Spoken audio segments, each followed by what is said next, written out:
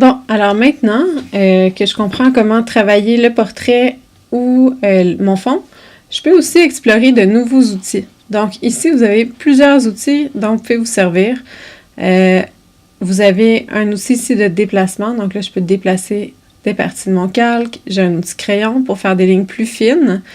Je peux utiliser le pinceau. Je peux changer la valeur. N'oubliez pas que si je réduis la taille, j'ajoute de l'opacité. Par exemple, on va changer la couleur. Je vais aller dans un noir.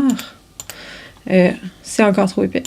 Donc, je peux vraiment aller faire des lignes plus fines. Donc, si j'ai envie de travailler le contour, ce serait possible.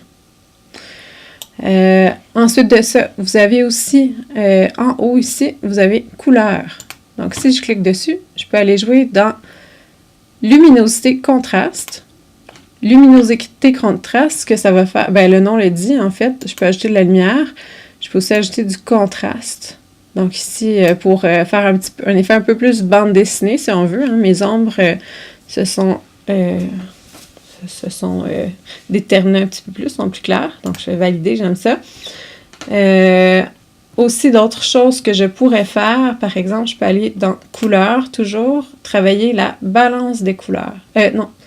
Teinte saturation. Donc dans teinte saturation, je peux jouer avec la teinte et regardez, toute ma couleur change partout. Donc je pourrais jouer avec ça aussi. Donc ça, j'aime ça. Je vais valider, je le garde. OK?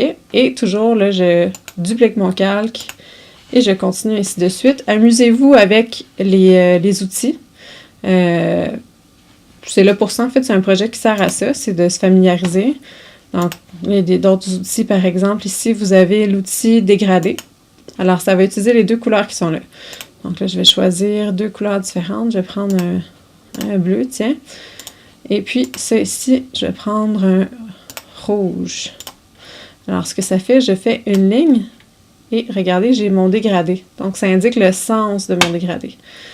Si j'aime ça, toujours, je fais dupliquer le calque, ainsi de suite. Ça vous en prend 10. N'oubliez pas d'enregistrer toujours, parce que on ne sait jamais, on n'est jamais à l'abri du programme qui ferme ou de l'ordinateur qui manque de batterie. Ce serait vraiment dommage de manquer un cours et de devoir le reprendre.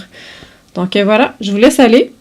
Quand vous serez rendu à la fin, il va y avoir une dernière vidéo qui vous explique comment aller voir votre animation.